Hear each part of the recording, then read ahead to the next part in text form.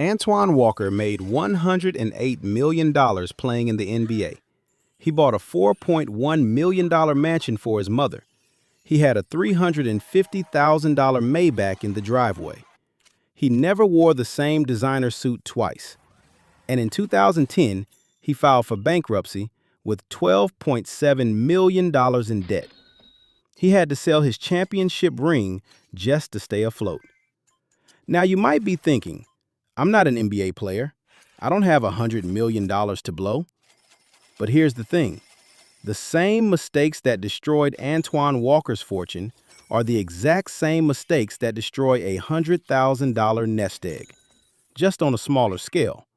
And today, I'm going to show you exactly what to do after you hit that 100K milestone so you don't become a cautionary tale. Because here's the scary part. 70% of wealthy families lose their entire fortune by the second generation. 90% lose it by the third. 1/3 of lottery winners eventually go bankrupt. And nearly half of people earning over $100,000 a year still live paycheck to paycheck. Having money and keeping money are two completely different skills. Charlie Munger, Warren Buffett's partner, once said the first 100,000 is the hardest. Quote, "I don't care what you have to do. If it means walking everywhere and not eating anything that wasn't purchased with a coupon, find a way to get your hands on $100,000. End quote. He said that because he understood something most people don't. $100,000 is the inflection point where compound interest goes from a cute concept to a wealth-building machine. At 7% returns, $10,000 earns you $700 a year. Nice dinner. Maybe two. But $100,000 at 7%, that's $7,000 a year.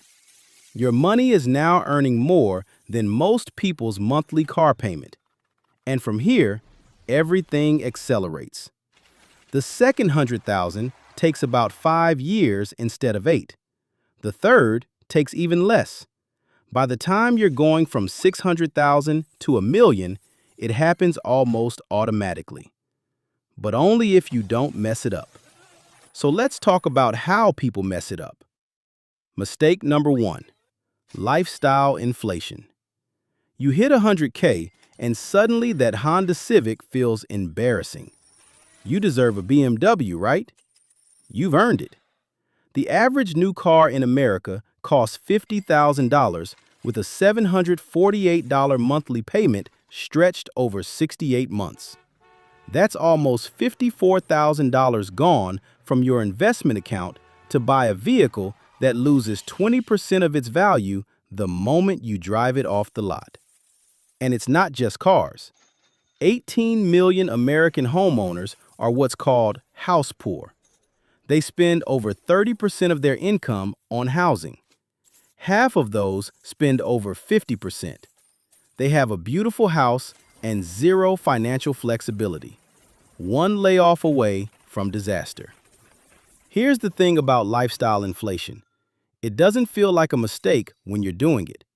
It feels like a reward. It feels earned.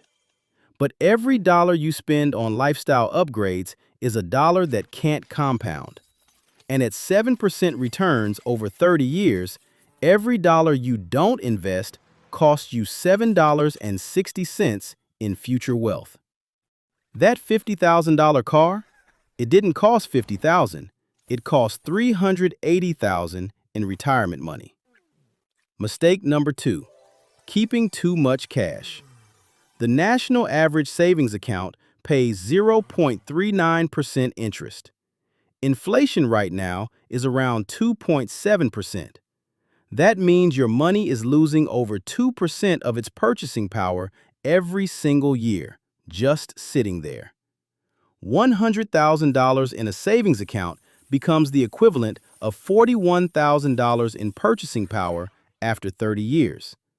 You didn't spend a dime, and you still lost 59%. I know cash feels safe. It feels responsible. But beyond your emergency fund, Excess cash is one of the worst places to park money long term.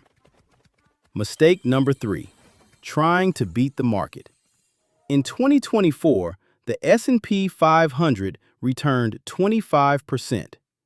You know what the average investor earned? 16.5%. That's an 8.5-point gap. And this wasn't a fluke.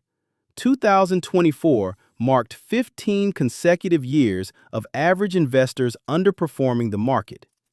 Over 30 years, the S&P averaged 10.35% annually.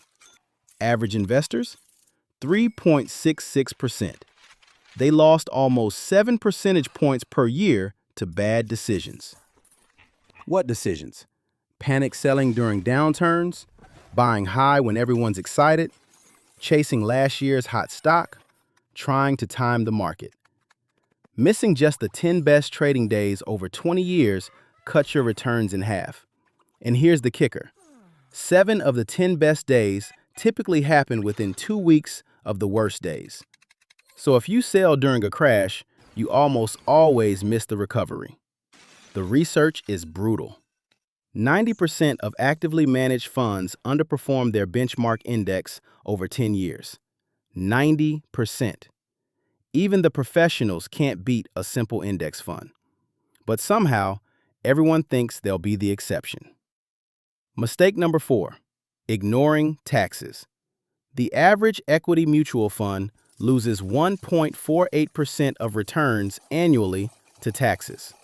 Over 30 years, that tax drag can cost you over $260,000 on a $100K investment.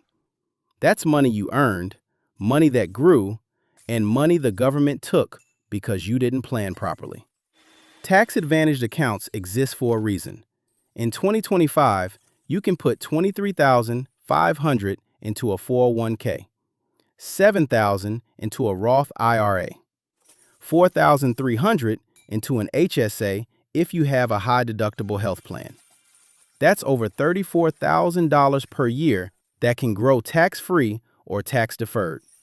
If you're not maxing these out before investing in taxable accounts, you're paying taxes you don't have to pay. Okay, enough about mistakes. Let's talk about what you should actually do with your $100,000. Step 1. Build a bulletproof emergency fund. I know this sounds boring. I know you want to invest everything. But 37% of Americans can't cover a $400 emergency. $400. When emergencies hit, people without savings, they turn to credit cards, averaging 22% interest, or payday loans, averaging 400% APR. One medical bill, one car repair, one layoff, and years of progress evaporates. Your target is 3 to 6 months of essential expenses. The average American household spends about $6,500 a month. So we're talking $20,000 to $40,000. Put it in a high-yield savings account earning 4 to 5%. Yes, this money won't beat inflation significantly. That's not its job. Its job is to keep you from touching your investments during emergencies. Its job is to let compound interest work uninterrupted for decades. Step 2. Crush high-interest debt. Credit card interest rates hit record highs near 23% in 2024. The average American carries over $6,000 in credit card debt. 46% of cardholders carry a balance month to month. If you're one of them, your 100K milestone is an illusion. Think about it. If you have $100,000 invested earning 7% and $20,000 in credit card debt at 22%, your net return is negative. You're paying the bank more than your investments are earning. Paying off that debt is a guaranteed 22% return. You can't get that in the stock market. The one exception? Always contribute enough to your 401k to get the full employer match first. If your company matches 50% up to 6% of salary, that's an instant 50% return. Free money beats debt payoff. Everything else, debt first. Step 3. Invest wisely. Here's the good news. Investing doesn't have to be complicated. The S&P 500 has averaged about 10% annual returns over the past century, 7.3% after inflation. 100,000 invested at age 25 becomes 1.5 million by 65 at 7% returns. No additional contributions, just time. Put your money in low-cost index funds. Vanguard's total stock market fund charges 0.04% in fees. Compare that to actively managed funds charging 1% or more. Over 30 years, that fee difference costs over $400,000 on a 100K investment. For worse performance, 90% of active funds lose to the index anyway. Max out your Roth IRA. $7,000 a year grows tax-free. At 65, you pull it out and owe nothing. Zero. Max out your 401k, especially if there's a match. Use an HSA if available, because it's triple tax advantaged. Deductible going in, tax-free growth, and tax-free withdrawals for medical expenses. For real estate, consider REITs if you want exposure without being a landlord.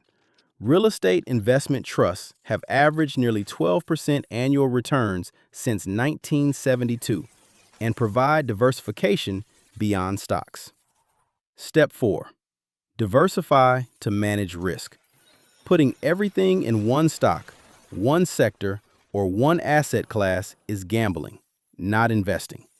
Even the best companies fail. Enron employees had their retirement savings wiped out because it was all in company stock.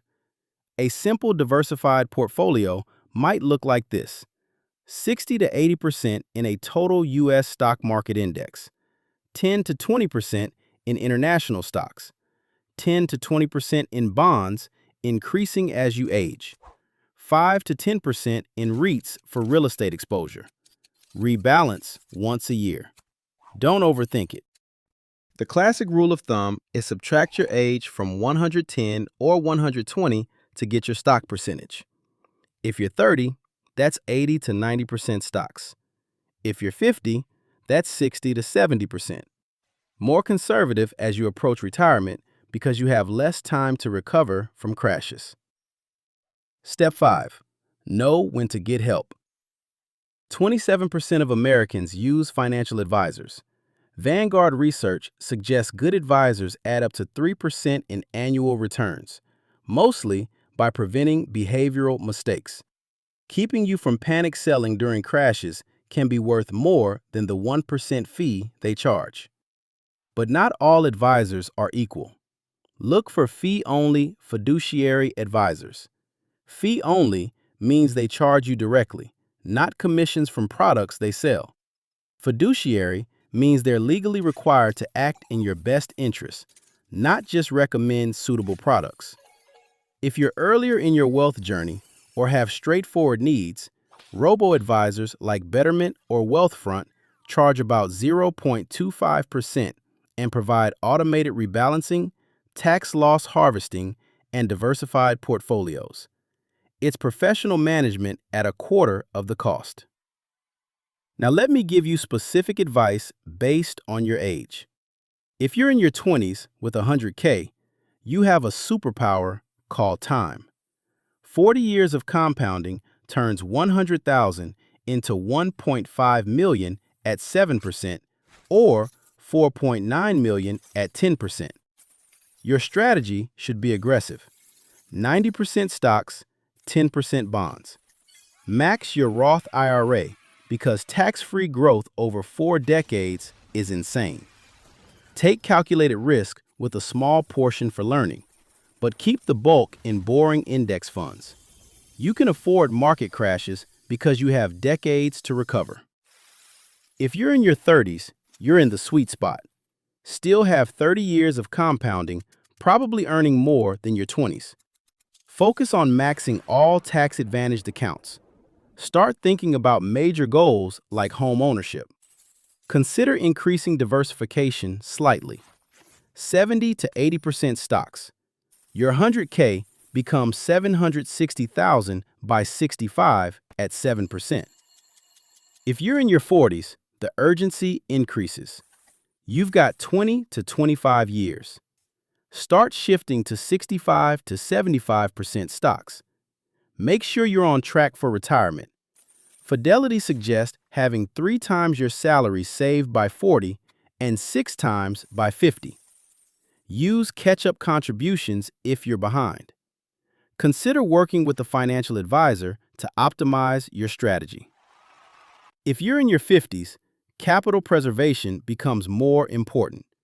You might only have 10 to 15 years until retirement. Shift to 55 to 65% stocks.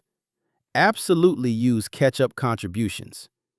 Ages 60 to 63 can now contribute an extra 11,250 to 401s in 2025. That's a total of 34,750 per year. Your 100K becomes 276,000 in 15 years at 7%. Still significant, but time is your scarcest resource now. No matter your age, the principles remain the same. Avoid lifestyle inflation. Maintain your emergency fund. Eliminate high-interest debt. Invest in low-cost index funds. Diversify appropriately. Minimize taxes. And don't panic sell during downturns. Let me leave you with this. The difference between Antoine Walker and someone who builds generational wealth isn't how much they earned. It's what they did after they earned it. You've already done the hard part. You scraped together $100,000 when 90% of people never will. Now the question is whether you'll let it compound into financial freedom or let it slip away through the same mistakes that bankrupted millionaires. 100,000 at 7% for 30 years is 761,000. Add just 500 a month and you're over 2 million. That's not fantasy, that's math. Quick disclaimer, this is not financial advice. I'm not a financial advisor. Consult a professional before making investment decisions. Past performance doesn't guarantee future results. Now I want to hear from you. Drop a comment with your current savings goal. Are you working toward your first 100K? Already past it and building toward a million? Let me know where you're at. If this video helped you understand what to do with your money, hit subscribe. I drop videos every week breaking down the financial systems that schools never taught us. Share this with someone who needs to hear it. And remember, the first 100,000 is the hardest. Everything after that is just momentum. Let's build that wealth.